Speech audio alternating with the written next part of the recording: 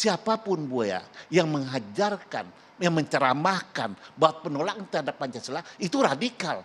Kenapa? Karena membongkar bangunan yang sudah lama ada, yang sudah menjadi kesepakatan rumah kita bersama, lalu diganti dengan khilafah.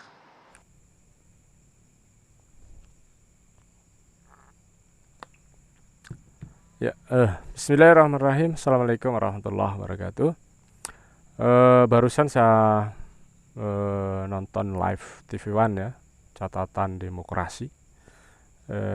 Di situ membahas yang berkaitan dengan penceramah radikal. Nah, ada beberapa narasumber termasuk di situ ada Pak Kapitra ya,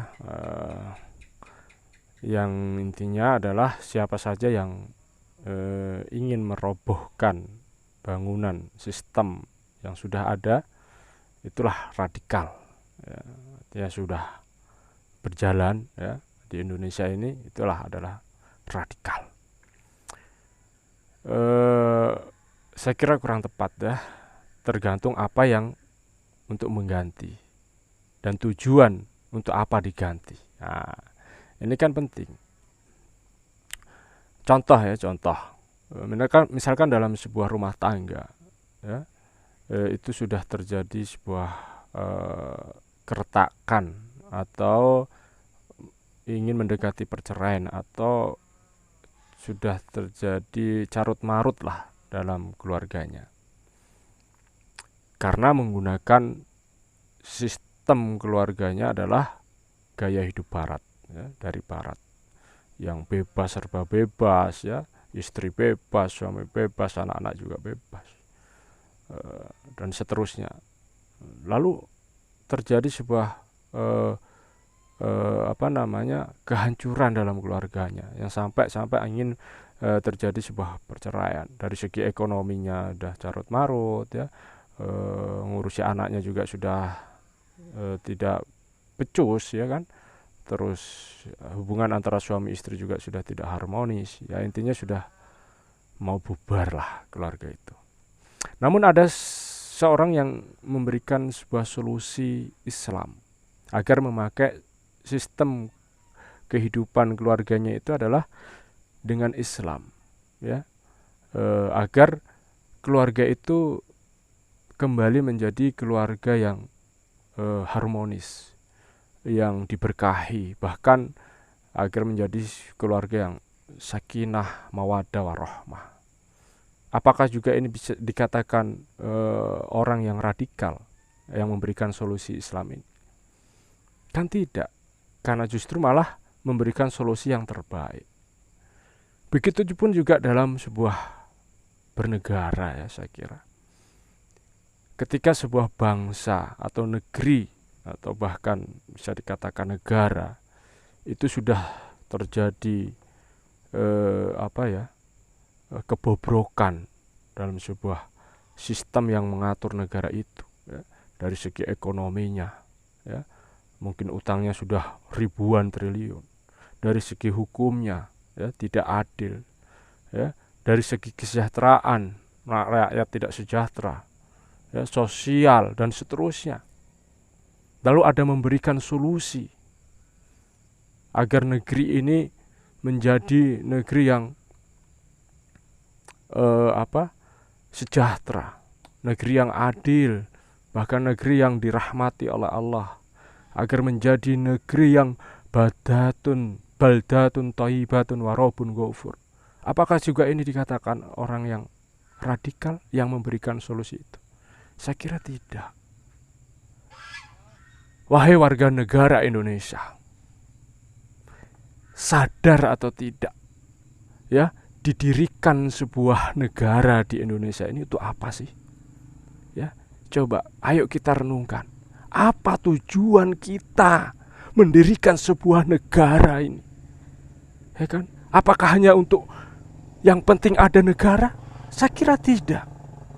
Tentu tujuan didirikan negara adalah untuk apa? Mensejahterakan rakyat, memberikan kesejahteraan kepada rakyat, memberikan keadilan kepada rakyat, memberikan keamanan kepada rakyat, dan seterusnya, ya kan? Iya kan? Tujuan kita bernegara ini itu apa? Untuk meraih kesejahteraan, kedamaian, ketentraman, dan keadilan. Iya kan?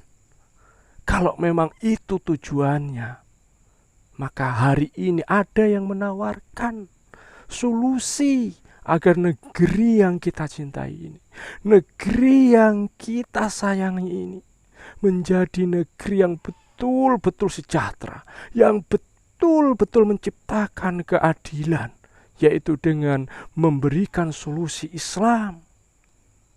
Ya, maka ini mau dikatakan radikal, masya Allah. Jangan, ya. Berat. Orang-orang yang betul-betul berjuang untuk negeri ini, agar negeri ini betul-betul menjadi negeri yang baldatun thayyibatun warabun ghafur, ini justru harusnya didukung. Ya. Kalau pengen betul-betul negeri ini ingin diberkahi dan rahmati, maka beriman dan bertakwa.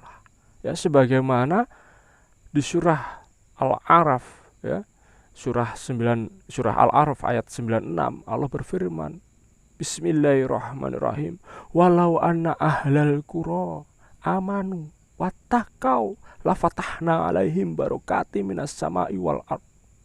Yang artinya, jikalau penduduk negeri itu beriman dan bertakwa, lafatahna, maka Allah akan bukakan pintu-pintu dari berbagai penjuru, yaitu keberkahan dari langit dan bumi. Coba bayangkan, ya. Di situ Allah memberikan gambaran kalau Allah mengatakan bahwa kalau negeri ini, ya, negeri yang kita cintai ini ingin diberikan keberkahan, ya, dibukakan pintu rahmat dari Allah, maka negeri itu harus orang-orang yang beriman dan bertakwa. Jadi tidak hanya beriman saja, tapi juga bertakwa. Apa makna takwa itu? Katanya Pak Kapitra tadi adalah takwa itu penuh tafsir. Tidaklah. Takwa jelas tafsirnya. Bahkan setiap Jumat kita mendengar khotib menyampaikan makna takwa yang sebenarnya itu adalah menjalankan seluruh perintahnya dan menjauhi segala larangan. Pertanyaannya, apa saja perintah-perintah Allah itu? Dan apa saja yang dilarang oleh Allah itu? Ya, perintah-perintah Allah itu tidak hanya sekedar sholat, ya, 5 waktu, tidak hanya sekedar puasa di bulan Ramadan, zakat, haji, dan seterusnya. Bukan hanya itu. Banyak perintah-perintah Allah Subhanahu wa taala yang itu berkaitan dengan keluarga, bahkan negara. Contoh di surah Al-Baqarah, ya, ayat 178, Allah berfirman, ya ayyuhalladzina amanu kutiba alaikumul qisas. Siapa yang melakukan qisas? Ya, terus potong tangan bagi pencuri, rajam bagi pezina yang sudah menikah, cambuk 100 kali dan diasingkan bagi orang yang belum menikah. Dan masih banyak ayat-ayat yang berkaitan dengan pemerintahan. Jadi banyak perintah-perintah Allah yang itu juga berkaitan dengan pemerintahan. Artinya, kalau betul-betul kita menjalankan perintah Allah, ya, dengan berusaha semaksimal untuk seluruhnya, maka tidak ada lain.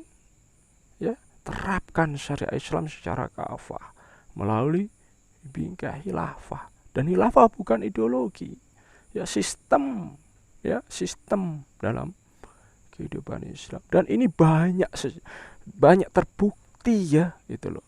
Orang-orang yang membenci Islam ketika bicara tentang khilafah, yang dimunculkan hanya kejelekan-kejelekan ketika khilafah, mulai dari khilafah Umayyah, Abbasiyah, dan Utsmaniyah. Padahal masih banyak fakta-fakta sejarah bagaimana khilafah mensejahterakan umat Islam, mensejahterakan umat manusia. Ya, bahkan non-Muslim ikut merasakan kesejahteraan itu, banyak sejarahnya. Ya, itu mungkin pesan saya. Jadi masalah rubah-merubah itu sebenarnya bukan perkara yang buruk, saudaraku. Kalau perubahan itu adalah menuju kepada yang lebih baik, ya, maka itu adalah sesuatu, saya kira sesuatu yang baik pula. Sebagaimana saya contohkan tadi dalam keluarga, ya, begitupun dalam sebuah negara, ya. Kalau diberikan perubahan, ya, yang mengarah kepada kebaikan, ayolah sama-sama. Tujuan kita apa sih, saudaraku, ya? Tujuan kita membangun negara ini untuk apa? Saya tertanya, untuk apa? Kalau bukan untuk mensejahterakan rakyat, memberikan keamanan, memberikan keadilan, untuk apa? Dan yang mampu memberikan keadilan sejati adalah yang maha adil. Maka terapkanlah hukum-hukum yang berasal dari yang maha adil, yaitu Allah Subhanahu wa ta'ala. Saya kira cukup. Mudah-mudahan bermanfaat. Wabillahi taufik wal hidayah. Wassalamualaikum warahmatullahi wabarakatuh.